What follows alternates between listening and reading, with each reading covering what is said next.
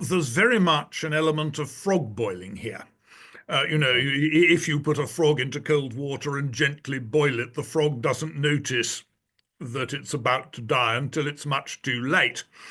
And that's very much what's happened here, and indeed in a great deal of the rest of Europe.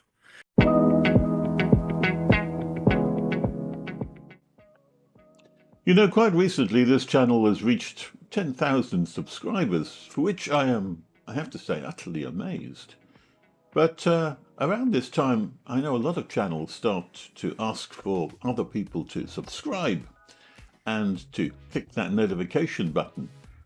And I thought to myself, should I do that at this point? And I thought, no, let's just keep on the way we're going. But one thing I did want to do is I did want to thank all 10,000 of you for clicking the subscribe button and joining me on the channel. It certainly gives me a great deal of encouragement to continue. So, thank you, every one of you. Andrew Tettenborn's day job is Professor of Law, but he also has a second career as a political and social commentator, writing for such diverse publications as the Daily Mail, the Critic, the Conservative Woman, and many, many others. He's also one of the most prolific contributors to the oldest magazine in the world, the Spectator. So, Andrew Tettenborn, thank you very much for joining me today. My pleasure. Could we start off with probably one of the most cause celebre cases, which is the Lucy Connolly case? This, of course, was the lady who earned herself something like 31 months sentence to prison for an intemperate tweet or Facebook post. Tell us about your views on that and what that tells us about the state of our country. Well, one thing that immediately strikes me is that 5 or 6 years ago, I don't think anybody would have bothered to prosecute this sort of thing. She may have been technically guilty of the offence, but even that I've got a little bit of doubt about, because I actually rather doubt whether she did intend to raise racial hatred. I think you have to look at two circumstances here. One was the general agreement in the light of the disturbances in Southport that something had to be done and somebody had to be made an example of. Now, this wasn't express, but I think it was the great and the good all took the view that something had to be done about, if you like, uncontrolled commentary on social media. There is another slightly more specific point about Lucy Connolly, which is that she was between a rock and a hard place. Once the decision to prosecute had taken place, it was made clear to her that she was unlikely to get bail. Now, that mattered because she was essentially told, look, you can plead guilty to stirring up racial hatred, and I'll do my very best to mitigate and say you took the post down as soon as possible and so on. And we'll see what we can do. Or you're guaranteed a spell inside because you're not going to get bail. You're guaranteed a space inside until the case comes up for trial. And not guilty pleas can take a great deal longer to come to trial than guilty pleas. So essentially, she was told that it's likely that you're going to end up in chokey, but do you want the certainty of ending up in chokey by pleading not guilty and being remanded in custody? Or do you want to take your chance by pleading guilty? Which is actually a very worrying feature of the way in which a lot of these cases are conducted. It's the who decides whether she's entitled to bail or not? Oh, that's a judge. A harsh decision. Well, basically, if she's arrested, the police can immediately give bail, and if they don't give it, you can appeal to a judge.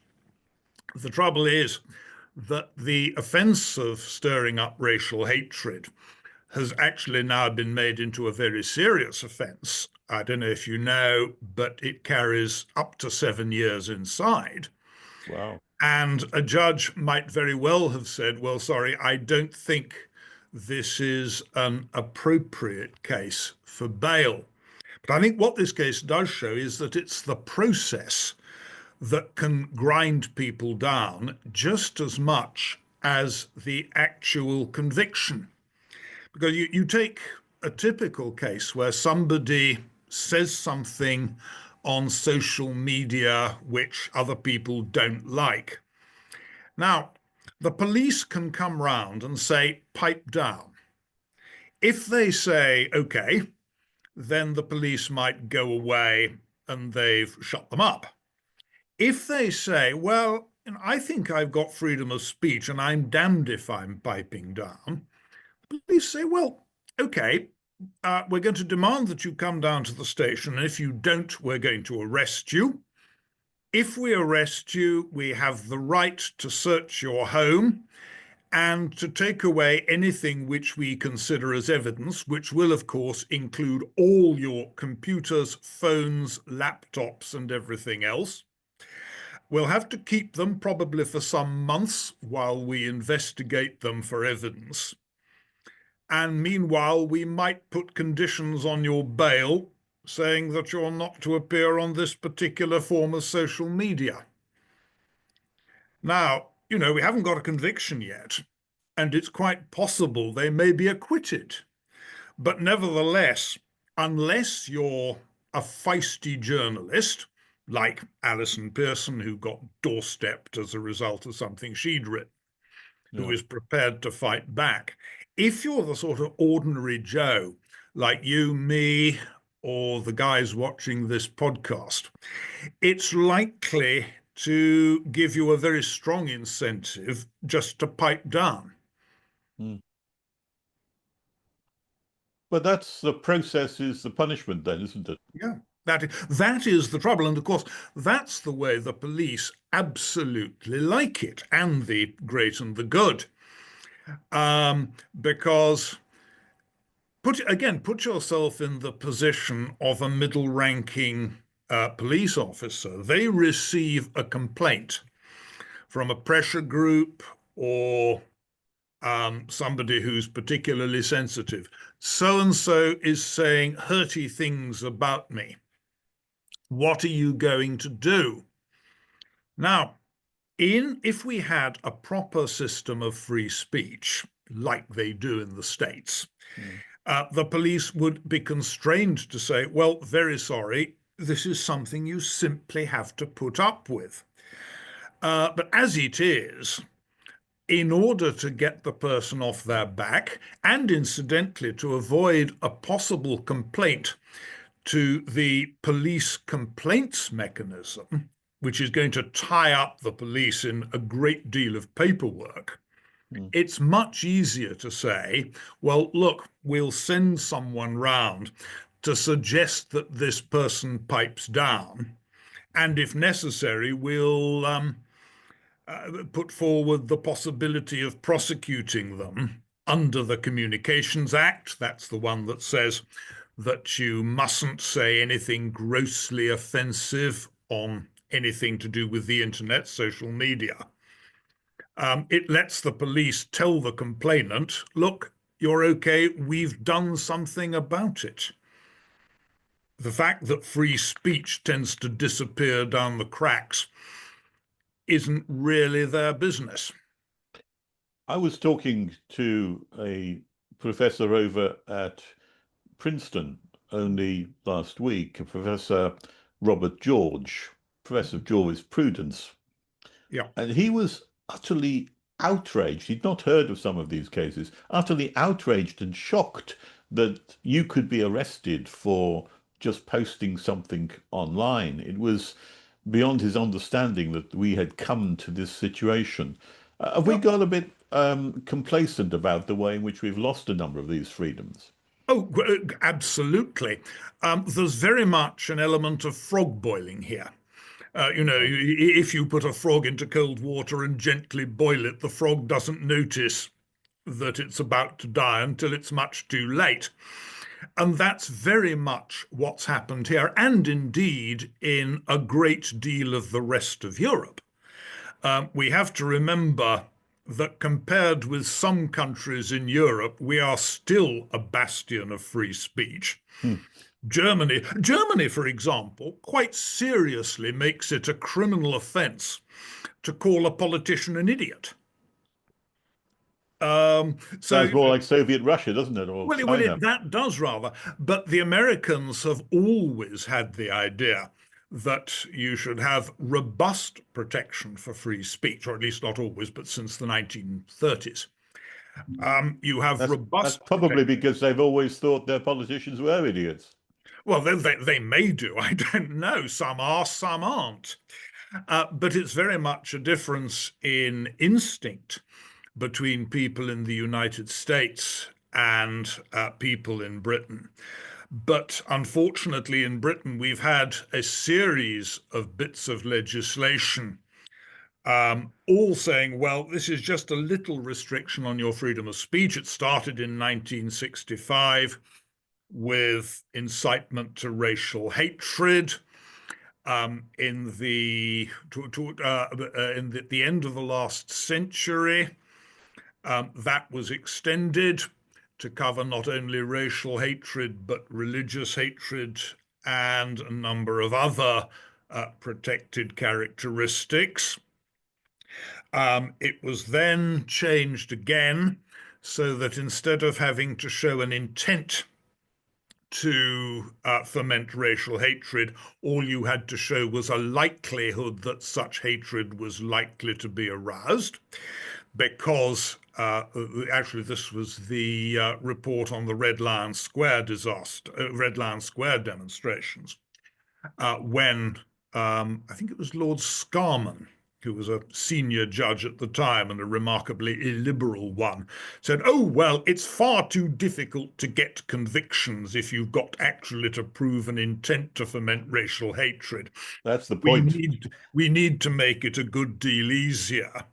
Yeah. We then had the Communications Act 2003, which has this catch-all offence of saying anything on a public telecommunications system which is grossly offensive. That actually was an extension of the criminal law, which was slightly mistaken. What happened was that there had always been a specific offence of making indecent telephone calls to people. And when the Communications Act came up, somebody said, oh, well, we must drag Britain kicking and screaming into the 21st century and replace telephone with telecommunications system. And of course, the trouble is that as soon as you do that, basically anything you say on the internet is caught. Yeah. So technically, anyone who runs a porn site now is liable to imprisonment. They aren't prosecuted, but technically they would be, because it's clearly grossly indecent. There's another act which is often used in order to control society's outbursts, and that's the Public Order Act. And this brings me to my next case I wanted to ask you about, and that is there's a fellow called Hamit Coskun who went outside the Turkish embassy and was so fed up with Islam and the Islamic nature of that he burnt the Quran in front of it and was arrested. And I think he was prosecuted and found guilty the first time, but got off on appeal.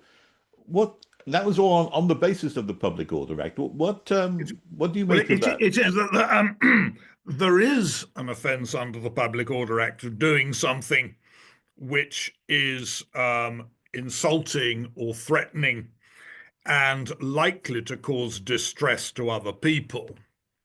Now, Hamid Coskun was convicted and got a very unsympathetic judge at first instance. And of course, the problem was that essentially that was recreating an offence of blasphemy. only making it wider than it had been before.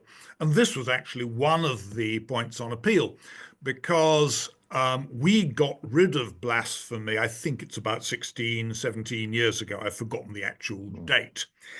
But before then, there was a criminal offence of saying things grossly offensive to the Christian religion, but it only covered the Christian religion. That offence was abolished, thank heavens. But the trouble with the Coskun case was that essentially it was bringing back blasphemy by the back door, having expelled it at the front, but bringing it back in a wider form, because it essentially meant that it became a criminal, if his conviction was right, it became a criminal offence to insult any religion, which was completely inconsistent with the intention of Parliament. And that was clearly at the back of the mind of the judge who decided the case on appeal. It was a very liberal judgment, and it's a judgment for which I think we have to thank our lucky stars that he did come down on the side of freedom of speech. I hope that it's followed in future. I'm not absolutely confident it necessarily will be, because you've got to remember that these days we're reliant very much for our protection of freedom of speech on the European Convention on Human Rights, Article 10. And if you look at the protection that Article 10 gives for free speech, it's actually quite narrow. Yeah. And Very qualified, isn't it? It's certainly consistent with having blasphemy offences, because there was a case which went to the European Court of Human Rights from Austria, where somebody had received a criminal conviction for being rude about Mohammed. And they went to the European Court of Human Rights and said, this infringes my free speech. And they said, oh, no, it doesn't. It's absolutely necessary for social harmony and all sorts of things connected with that, that such offences should exist. So I think we need to continue to be very, very careful. Hamit Coskun is good news as far as it goes. I'm very much keeping my fingers crossed. Should it be an offence in this country to publicly burn a copy of the Quran? And before you answer that, I sorry, asked that I'm same already, question. but anyway. I asked that same question to Jonathan Sumption a few weeks ago. Yeah. And he said, basically, it depends upon where you do it. What's your reply? I'm not sure about that. He said, for example, if you go in front of a mosque, then you're clearly inciting some kind of response, and that should be against the law. I'm not sure about that. Turn it round slightly, because when it comes to Islam, this is very, very fraught. But just imagine that I run a protest against Christianity in front of a dissenting church. Now, I'd be surprised if Jonathan Sumption says, well, you shouldn't be allowed to tear up copies of Deuteronomy in front of a congregational church. I can see no difference between that and burning a Quran in front of a mosque. If you believe in free speech, I think you should believe in free speech wherever you make the speech, at least, or in any public place where you make the speech. And certainly that's the view that's taken in the United States. In the public sphere, you can say what you like. And of course, the United States also goes on to say that you can't even have hate crime laws in respect of what people say in public. But haven't you put your finger on the central issue here, which causes people some concern, and that is that the lack of even-handedness, particularly between Christianity and Islamism, where on the one hand people don't mind if you burn a Bible because no one's going to come and cut your head off. But if you burn a Quran, then there may be a very vocal, very outspoken, very forceful response to that. And that has led to a kind of a two-tier approach to policing and the law. Oh, it has. And that actually is one of the most powerful arguments in favor of free speech.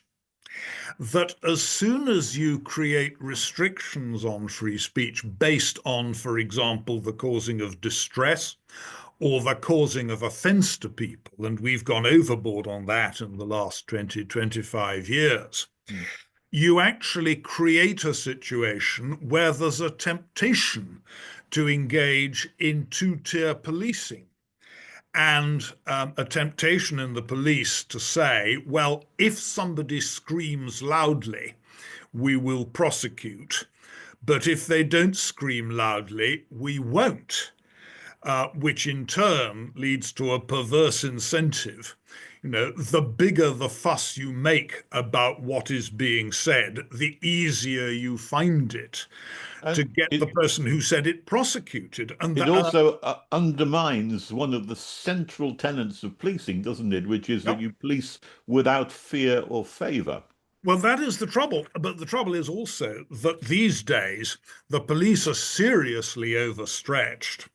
And though they may not say it, one of their aims is to keep the lid on public dissatisfaction as far as possible, which means being selective, which means saying, well, if this particular group complains, we will come down because it's very vociferous. And the two obvious groups that have taken advantage of this are militant Islam and, of course, the trans activists, because there are a number of cases where somebody has made outspoken comments about the trans movement, and the obvious example is Graham Linehan. And people complain that either on behalf of trans people or trans people themselves, people complain, I see this as harassing, I see this as causing distress. Please do something about it. And there have been a number of people who found themselves arrested by the police on that basis. Sometimes they've been prosecuted, quite often they haven't. But very often they've suffered what I mentioned right at the beginning, which is the confiscation of all their devices, the police putting conditions on their bail that they mustn't go on social media without police permission, and so on. Yeah. Which is very difficult. Let me move on, if I may, to another case, which is not about being outspoken or being blasphemous, but almost quite the opposite. And that is, there's a lady called Isabel Vaughn Spruce, who has been arrested twice now for silently praying outside an abortion clinic in Birmingham. You got any comments on that? Well, this, oddly enough, is a slightly political prosecution. Let me explain why. They introduced the rules against proselytization against abortion outside abortion clinics. And there was a movement among certain MPs to make them as tight as possible. And now, to do them credit, the previous government, the previous Tory government, saw that this could be difficult. You know, someone rocks up outside an abortion clinic, a policeman or a community support officer, frankly, doesn't like the cut of their jib and says, "Go away. I think you are possibly praying against abortion," or something like that. Now, the Conservatives, to do them credit, saw that, and they produced guidance on the enforcement of the abortion clinic rules and said that ordinary silence ought not ever to form the subject of proceedings. When the Labour government came in, They had some scores to pay off, and they had to show their, if you like, feminist credentials. And one way they did it was to scrap that guidance. They said it was unnecessary, it might be oppressive to people visiting those clinics, and so on. And they, in that way, made it almost open season on people like Isabel Vaughan Spruce. And they essentially said quietly, look, if you find that woman's being a nuisance, tell the police. And you can be more sure under us than under the Tories that the police will do something about it. But it's absolutely outrageous. And I must admit, whenever I've talked to Americans on this, it makes them gasp and rub their eyes, rather like Matilda's lies. Yeah. That's there's also a lady who's been standing up, I don't know her name, with a sign, not so much silently praying, but had a silence, but there was a sign which said willing to come and to talk with you if you want to. I know, yes. And well, I think she's coming up for prosecution at the moment. I think may have been in Scotland. I forget which. But anyway,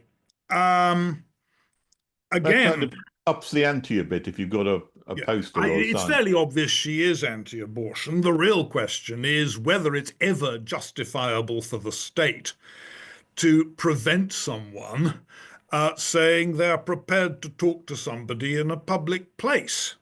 Now, Mm. my view is no. It seems to me that if you're in a public place, you should take what is being said there, and if you find it offensive, you should say, well, sorry, I've got to put up with it. I Yeah. should be allowed to say what I want in a public place. They should be allowed to say what they want. Unfortunately, abortion is a very, very hot button issue.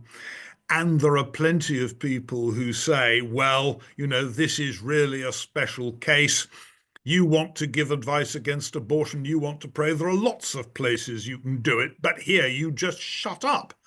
Now, it's very, very dangerous indeed when the state arrogates to itself a power to tell people in a public place what they are and aren't allowed to talk about. Yes. There's another case which takes us into a different area entirely, which has become very notorious, and that is one from Scotland, where nurse Sandie Peggie took the NHS Fife to court because they were allowed a man to use women's locker rooms. Do you have any comments on that? Well, yeah. I think the difficulty there comes in the hyperactivity of professional organizations. Because what was particularly unattractive about that case was that both her employers and I think the professional organization controlling nursing said that this amounted to serious misconduct Hmm. because of the effect on the man with the beard or whatever it was who was allowed into the woman's facilities.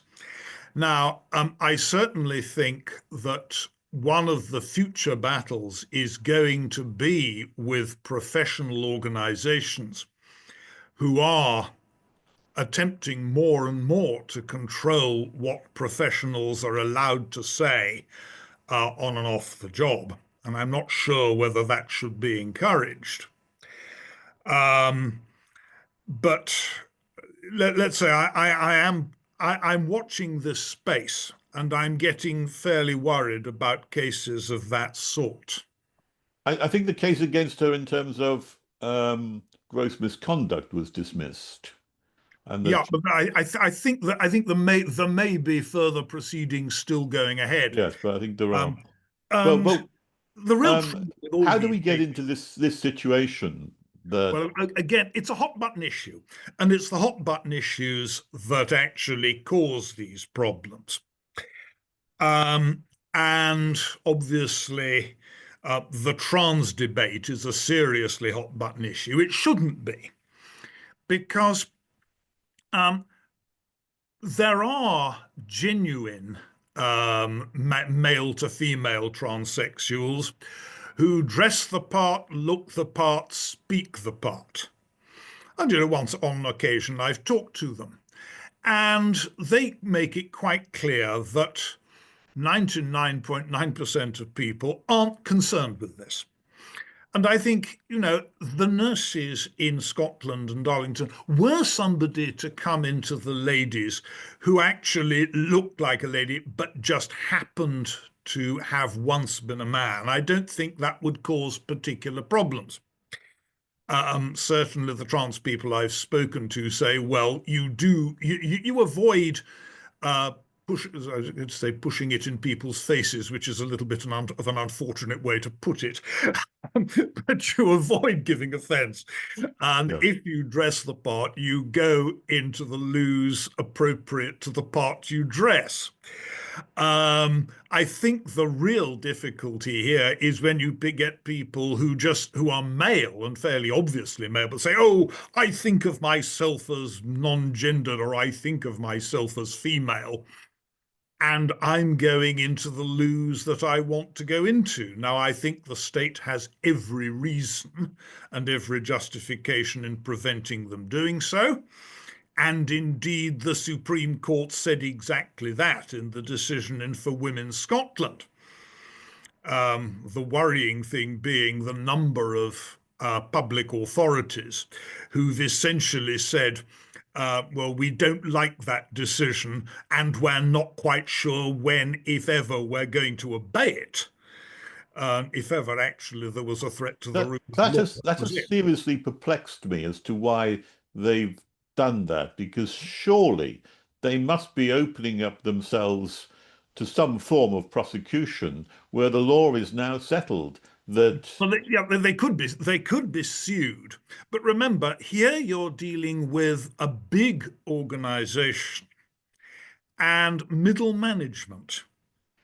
And middle management just say, well, we owe a duty of care to our workers. It is my job to keep our workers happy. A lot of people are very unhappy with the present situation on trans rights as put forward by the Supreme Court. So I'm going to drag my feet. And they won't see any particular consequences if the organization then gets sued.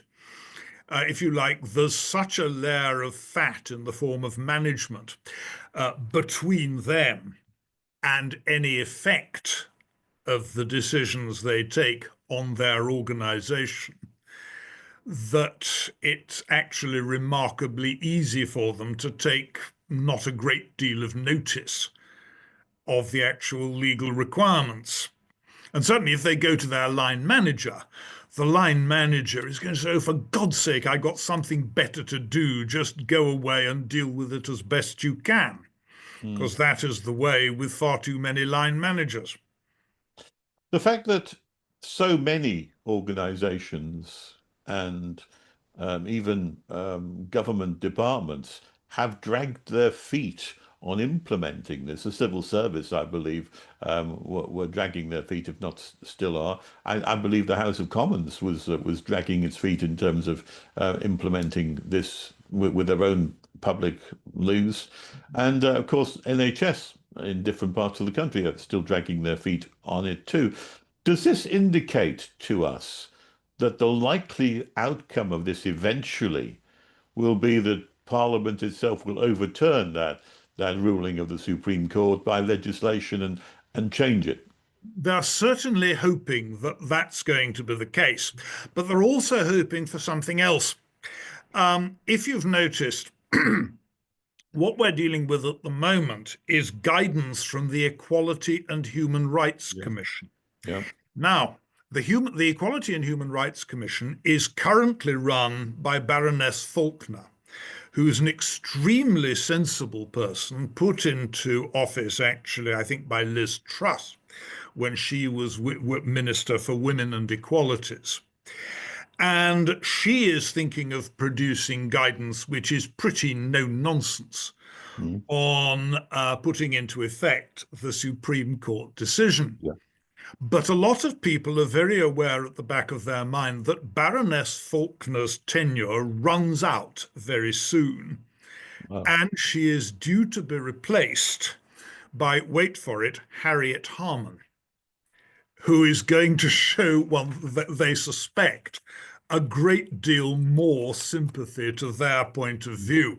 Yes, of course. And I think that is the thinking. Of course, nobody will say so in so many words, but I suspect that is a great deal of the thinking behind the foot dragging. They're saying, in effect, get this awful woman, Baroness Faulkner, off our backs.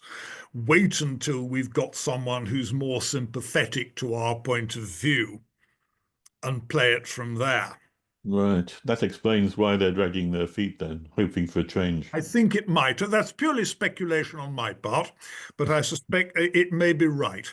May well be. Can I move our focus just outside of the country for the moment? Yeah. Because there's an interesting case over in Finland where Dr. Paivi Rasansen, which is an MP, she's an MP in the Finnish Parliament, is being prosecuted still after almost 10 years, it seems to me, for tweeting Bible verses on traditional marriage. And she was prosecuted for incitement against a group.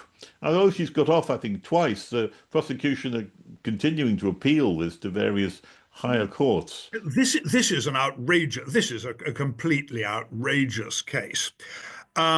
It's difficult to know what's going on there. One of my spies has told me that the real problem is that the relevant public authority in Finland, which prosecutes this sort of case, has an obsessive at the head of it, who is very obsessed with getting rid of any form of religious objection, in particular, actually, to gay rights, because that's what lies at the back of this. Her position is in favor of traditional marriage between a man and a woman.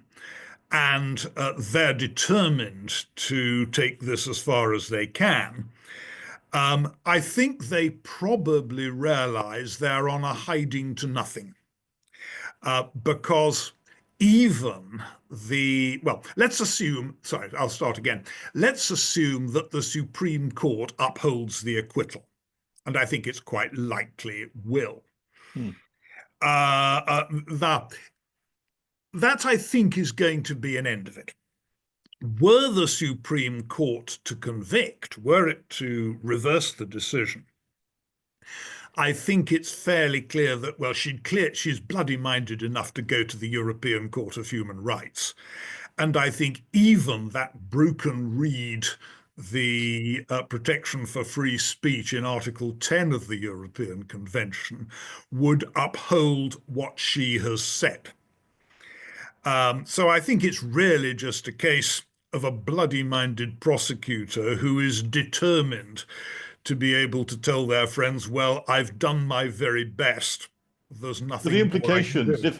if she is convicted, the implications would be enormous, wouldn't it? That I mean, the Bible would be effectively outlawed on the internet, or parts of the Bible would be outlawed on the internet. If you could be prosecuted in any country, yes. Of course, this only affects the law of Finland. Yeah. As lawyers rather pompously say, I am not qualified to advise on the law of Finland. So obviously, if someone's prosecuted in some other country, like Britain or like Germany, it would depend on English law or German law. But it was terribly worrying in Finland, and that, I think, is why the Alliance Defending Freedom, which is a militant Christian group, is actually paying for this particular MP's defense. Certainly there are international funds coming in because they realize that quite a lot of principle is at stake. Yeah. Can I move on to one final case which I wanted to bring, only because it's probably been incredibly notorious about a year or so ago, and that is the the case of Lucy Letby, who is the nurse who was accused and convicted of murdering a large number of babies in the Countess of Huntingdon Hospital up near Chester. Do you have any comments about that particular case? Oddly enough, I think I'm going to sit out this dance, if you don't mind. I'll tell you why. Yeah, Because there is no essential question of principle here. It's a question of fact. yeah. What is the science? What is the science of the probability that she did or didn't do it? I am not a statistician. Frankly, it is science which I don't understand particularly well. And I think it's advisable when you don't know a great deal about a subject to shut up and say that you're happy to leave it to those who know more about it than you do. And I know the case has raised enormous emotions on both sides. I myself have no view on it because I don't think I have sufficient expertise to comment. Sorry, that Well, sounds very pompous. that's fair enough. In fact, I have done another video with a statistician from UCL, Professor John Quigley, O'Quigley, who has given his opinion on that. But let me just, before you completely wriggle away from that one, let me ask you, any conviction needs to be beyond reasonable doubt Yep. in a criminal case of that nature. How do you assess that kind of beyond reasonable doubt in a statistical way? Is it more than 50%, or is there any touchstone or test for There's beyond no reasonable doubt? touchstone as such. Um, if all you have is statistical evidence that it's more likely than not that she did it, your chances of getting a conviction are virtually nil. Because that's the balance of probabilities, isn't it? That's right. That's right. But there were a number of factors, partly statistical evidence, partly the evidence of the circumstances in which she had contact with the babies that died and so on, which led the jury to say, well, we are actually convinced and sure that she did it. And I can understand that decision, actually. It may have been wrong. Juries do get things wrong.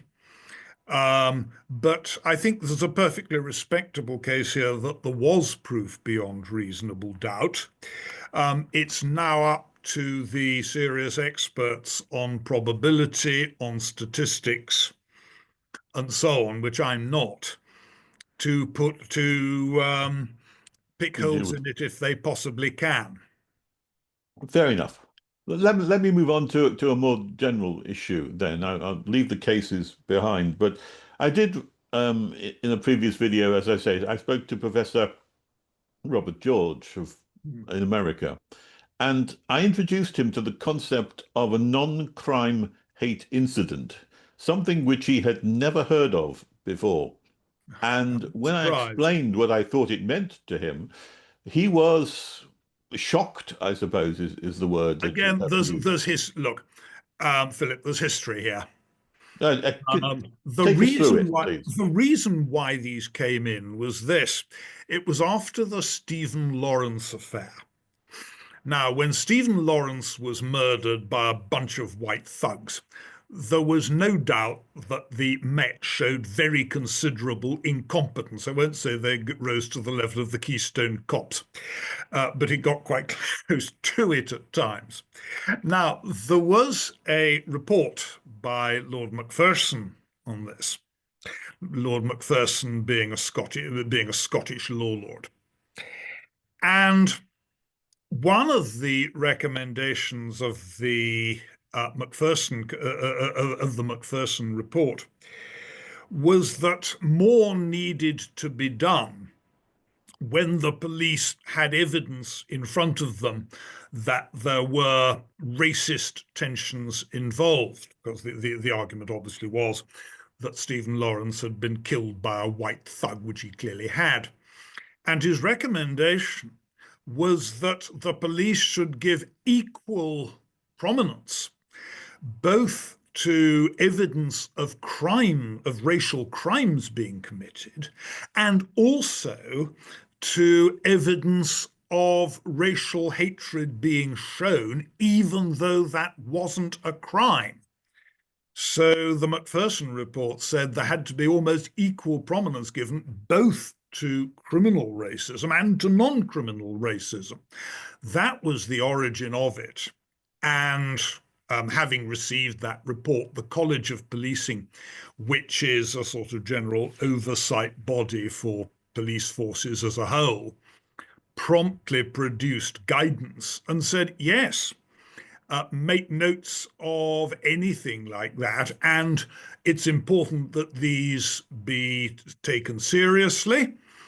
And the rule then grew up, for example, that if you had a non-crime hate incident recorded against you, like, for example, Harry Miller, if you ever wanted to apply for a sensitive job, for example, as a carer, or for that matter, as a church warden, and you had to get an enhanced CRB certificate, that would actually be revealed.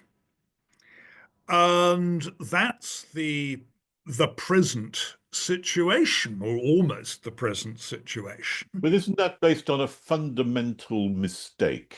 Yes, of course it is. The mistake being that the police should be exclusively concerned with criminal activity and not at all concerned with social activity. Well, they should be concerned with seeing where there might be using a bit of intelligence to see where there might be a possible offence. What's really worrying is the idea that there's a formal means for the police to record allegations against somebody which go against the thoughts of the great and the good, but which do not amount to a crime. Now, we thought that we'd got rid of that when the Berlin Wall fell. It's the sort of thing you expected from the Stasi. Yeah. And that is actually the serious problem with non-crime hate incidents. Now, we'll have to see, of course, what happens to them now. We know that the Met have said that they will cut back on non-crime hate incidents. They're not cutting back that much. They're going to continue to record them, incidentally. But they're going to do slightly less of it. Whether other police forces will follow suit, I don't know. I suspect they will, because there's a general principle that where the Met jumps, everybody else jumps a little bit later. I mean, the irony here, of course, is that they're spending so many hours, police hours, in recording these things that it detracts them from, let's call it, crimes. It does. Oh, it does. An awful lot of policing is now turning into paper policing, into following paper trails. And I think those police forces which are reasonably efficient are the ones that are doing their best to reduce the paper trails, to computerize as much as possible and so on, and put as many people out looking for real crimes. But I think that is one of the serious difficulties with the police. The other thing, of course, is that it's easier to police what people say than it is what people do. Going out to find that bunch of thugs who've been shoplifting in Asda in Middlesbrough actually isn't that easy. Sitting behind a comfortable computer screen in a nice warm police office, looking for what somebody's been saying on social media, with the encouragement of the great and the good, saying, well, hate speech is a serious social problem. We need to do something about it. I know which I'd choose if I was a copper. Yes, of course, but it's not what I think that the men in the street would choose if they were. You're quite right. You're quite right. But you can see that there is this perverse incentive. Yeah. Let me move on to a topic which you have raised a number of times, particularly in the Spectator, because I've seen that you've written about it on many occasions. You've written a lot about the ECHR, the European Convention on Human Rights, and you've mentioned it already today. What is your view on the European Convention on Human Rights? Should we leave it? Should we stay in it? And or why? Oh, we have to leave it. That, I think, is straightforward. I'll tell you why. The thing is, well, because today, of course, is its 75th anniversary. Yes, it is today, this But very day. if you, as I think I said in today's Spectator, but if you look at the convention in 1950, it was a very, very different animal. Okay, it had the same listed rights. There's about 14 or 15 of them. I always lose count. But it was a very different animal. One, it was really meant to prevent a slide back into fascism. And actually, if you look at the rights, they're very closely modeled on the excesses of the regimes in Germany and Italy in the 1940s. The assumption was that only absolutely egregious breaches of those rights would be caught by state death squads, the state pulling people's fingernails out, and that sort of thing. The European Convention, the European Court of Human Rights was something very much in the future. There was a sort of vestigial court attached to it in 1950, but the assumption was that most of the enforcement of the convention was going to be moral suasion. If a country showed signs of relapsing into what looked like fascism, and of course there were worries in the 50s about Spain and Portugal under Franco and Salazar. But if a country showed signs of seriously reverting to fascism, then other states would diplomatically get up and say, wait a moment, do you think that you might be in breach of this convention? The one thing that wasn't there, or at least was only there in embryo, was the right of individual petition. Because if you looked at the original convention, it said, well, states may sign a sort of optional add-on allowing individual petition to the human rights authorities against what they've done, but it was very much the exception. And it was only available against those states which had signed up to that particular machinery. Now, take it forward to today. What we've got is the European Court of Human Rights, which is actually now a very active court. 99.9% of its decisions concern individual petition.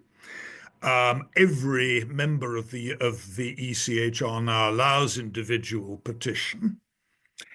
And not only that, we've seen an enormous change in the approach to the ECHR of the European Court of Human Rights in Strasbourg.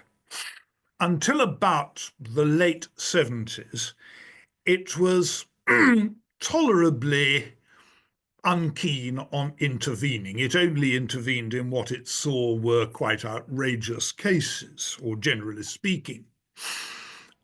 Since then, it's evolved a slightly worrying doctrine called the living instrument doctrine, which says that the convention is a living instrument and the rights that it puts forward can be quite readily extended. They can be used as hooks on which to hang further rights. So you've got examples. For example, the right to life, which originally was introduced, as I say, to prevent the Gestapo going out and shooting people and the state sending out death squads. That's now been extended to a general duty of care on the state to deal with threats even from non-state actors, which might cause death or serious injury. The right against torture, again, not limited to torture by states, but now applies to make states take steps to prevent third parties, such as states to which we send those we don't like, committing torture. And the right, which has really ballooned like Aesop's frog out of all recognition, is Article 8, private life. Mm. Because private life, for example, now includes well, the right to be protected from aircraft noise. I'm not quite sure what that's got to do with private life, but nevertheless, it apparently has. Newspapers are very closely confined in what they can say about individuals because of the right to private life. And in the last couple of years, or last year or so, we've seen the biggest expansion of the lot. I don't know if you remember last year, there was a case brought against Switzerland by a group called Klimaseniorinnen, which translates as pensioners concerned with climate change. And they brought a human rights claim against the Swiss government saying, you have not passed adequate laws against climate change. And the Swiss government said, well, wait a moment, here's the convention. Tell me what it says about climate change. The word doesn't appear at all. And the court said, oh, no, you see, this is Article 8 because, well, climate change could have disastrous results and that might interfere with your home and private life. Mm. And that's sufficient to extend Article 8. And actually, only a couple of weeks ago, that same court told the Norwegian government in a climate change proceeding, which actually the Norwegians won, but it still told the government, you have to go through very considerable hoops before you ever allow exploration for oil offshore. Well, again, because of Article 8. Now, there's a huge weakness, though, behind this idea of extension and this idea of the living instrument, because the question naturally arises is who then makes the decisions as to the extension of the law? In the original case, it's not the original people who put the convention together. Precisely, Philip. That is it's the law courts, isn't it? And that gives them essentially a right to become a kind of quasi-executive. Oh, the Strasbourg court is turning very much into a loose cannon in this respect. And slightly more worrying, too, is the effect all this has on democracy. Yeah. I think that because the thinking behind the European Court of Human Rights is that some rights are so important, the right not to have the state do things that no civilized state would do. And I go back to suppressing all opposition newspapers, torturing people, and so on. Now, it's quite okay to say, even if you have a democratic majority in favor of pulling the fingernails out of would-be criminals, that won't do. The difficulty is once you start extending these rights to all sorts of other things that are seen as desirable, like climate change, the same principle applies. States have to apply the convention, whatever their electors think, and whatever their elected politicians think. Now, that actually came up again in the case against Switzerland, because there was something I didn't mention about that. In the Klimaseniorinnen case, Switzerland had actually tried to pass climate change legislation. But Switzerland has a constitutional rule that anybody can demand a nationwide referendum on any legislative proposal. They had put it to a referendum, and the Swiss people had said 9. No. Now, that, of course, was raised by the Swiss government. It said, the convention, clearly assumes democratic government. What could be more democratic than that? The answer comes from the court, which was quite outrageous, actually, was, this simply shows the people got it wrong, and it's more important for us to intervene in this particular case. Now, the one person who comes quite well out of that case actually is our man in Strasbourg who's just retired, Tim Eicher, who produced a very, very powerful dissent and said this isn't what the European Convention on Human Rights is about, sort of magicking these further rights out of thin air and imposing them on democratic governments. But he was a lone voice. I think he was virtually a lone voice in the wilderness on that. So we have a difficult. Okay, we're running out of time, Andrew. It's gone rather rapidly, but I did want to ask one or two brief questions, if before we finish, if I may. And that is to move us completely away from that to the question of Islamophobia. At the present time, the UK government is working very hard with, is it Dominic Grieve, to come up with a definition of Islamophobia. Why are they doing that, and what's your view on it? Well, why are they doing it? Probably the most powerful pressure group in this country, or certainly one of them, is the Islamist group. And of course, that operates both nationally and locally, because there are unconscionable numbers of MPs whose seats depend on keeping the goodwill of a large Islamic population. That's why we have it. So it's, if you like, bending to those who scream the loudest. It's an absolutely outrageous idea, because if the state should be anything, it should be even-handed between religions. Let me play devil's advocate a moment, just briefly. We have a definition of anti-Semitism. Why should we not have a definition of Islamophobia in order to be even-handed? I'm going to be consistent on this. I want neither. Okay. Despite being a member of the campaign against anti-Semitism, I think somebody who commits a crime out of religious hatred, or out of hatred of anything for that matter, deserves condign punishment. But I see no reason to separate out any religion at all, be it Islam, be it Judaism, be it Christianity, be it Zoroastrianism, for a particular definition of the phobia of that religion. And is the purpose behind the definition, as I suspect it is, and I'm guessing here, but is the real purpose going on behind this is to turn Islamophobia into a form of racism and thus bring it into the orbit of certain acts of parliament? I think some people might view that as the end of it. I suspect most people who are thinking of voting for it, and I think it's becoming less popular actually, but I think most people who are thinking of voting for it quite simply want to get a pressure group off their back and are quite happy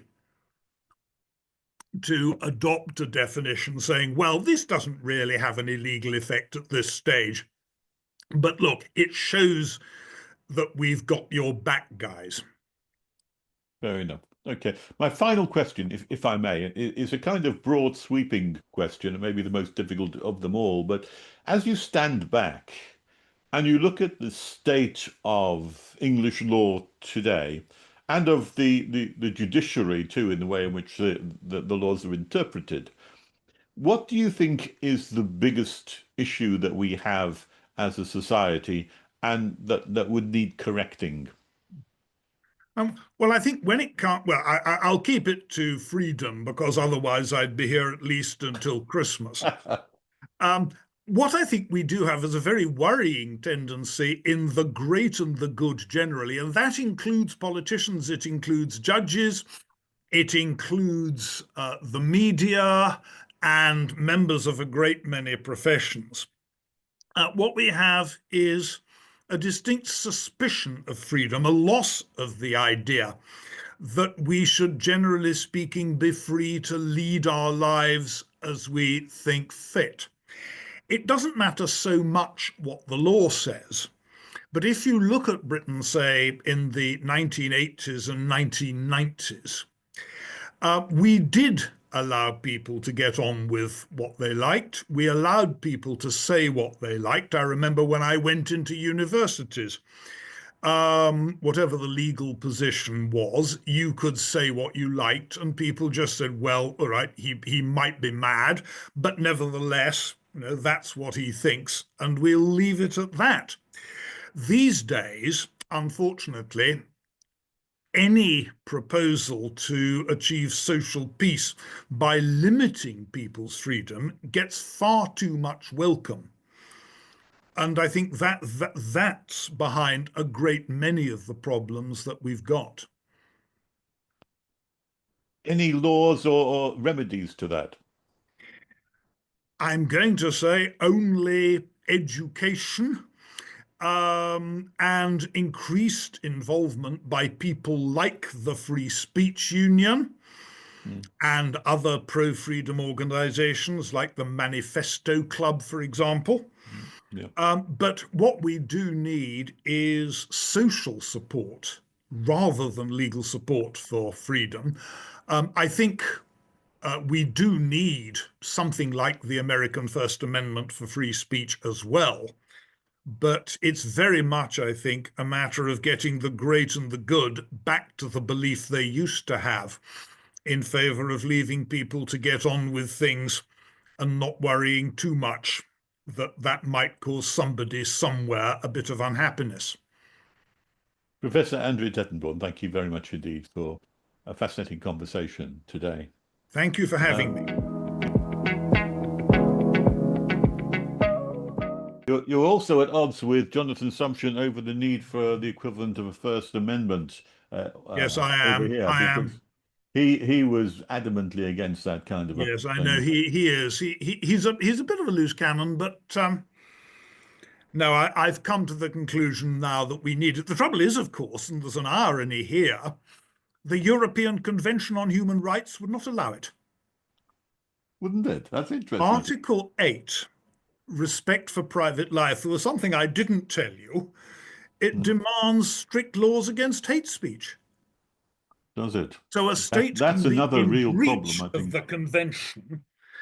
There have been one or two cases where a state has had somebody engaging in hate speech, has not prosecuted them or has prosecuted them and said they have their right to free speech, and the victim has gone to the European Court of Human Rights and said, my rights are being infringed because you've allowed the other guy too much free speech. Yes. I think there's a commission, a European commission, who is pressurizing at the moment Dublin to Yes, it is. incorporate. Well, that's a European regulation which says that you've got to have a specific prohibition on Holocaust denial. And the Irish put that to their parliament. Their parliament voted it down. And you now have the European Commission saying Irishmen are too free to speak their mind. Unfortunately, I don't think any of this is going to change under Herma or No, it Starmer. isn't. Oh, Herma thinks that the sun shines out of the arse of the ECHR. I know he does. That's just I don't understand his approach, but there we are. Can I ask you, how did you start your second career? I mean, you're a noted academic, a professor of law, but how did you get involved in becoming a commentator and a writer and a regular contributor? That's an interesting question. Actually, these days, it's very difficult to get into certainly the mainstream publications unless you have an introduction. I was very lucky. I'd written occasionally for things like Spiked Online and The Conservative Woman. And then a friend of mine said, look, I think you ought to be in the Spectator and the Critic. And they very kindly sent an introduction to both of those and said, this guy has something to say, take some notice of him. But I think it's one of the problems these days that unless you have somebody's backing who's already involved, it can be very difficult. I noticed a number of contributors to Spectator have maybe famous parents, which no doubt have helped in some way. Well, I think it is. It's also actually something which is quite understandable by an editor. Because if you get an email from somebody out of the blue saying, can I write an article on X? It's actually quite a big risk saying yes, because you don't know whether they can write, whether what they have to say is going to be particularly interesting, whether they will produce it on time, and whether it'll come in at the word limit. And I think that's actually one reason why editors are getting much more cautious about which proposals they're prepared to say they might be prepared to accept.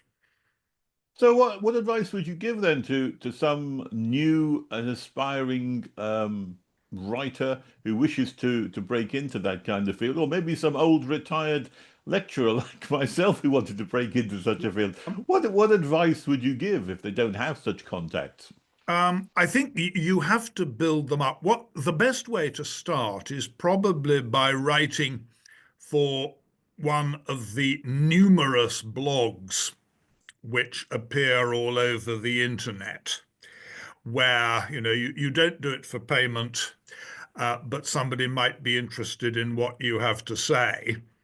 You then either try to go to one of the major magazines and say, look, I have written extensively here is what I've written. Would you be interested in a piece on X, Y, Z? Or basically, you may become friends as a result of what you write with someone already in the trade. And that essentially is what happened to me. I won't say who it was, but they were prepared to give me the necessary introductions. Right. Well, okay. So persevere and start from the ground upwards and I make think your that's way right. up.